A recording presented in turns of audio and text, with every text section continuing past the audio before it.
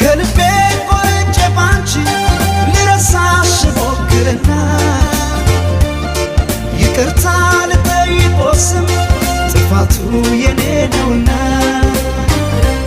ዘይቀርበን ሳንነጋገር ቂም ይዘሽ አትለኝ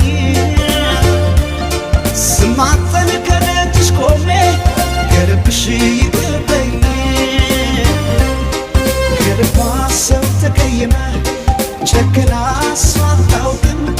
ለምን ይሆን በቃኝ አለች ላይኗ እንኳን የጠላችኝ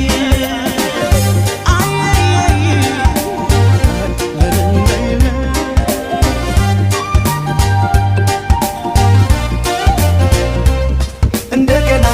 ኩርፊያ ይቅርና እንነጋገር እንደገና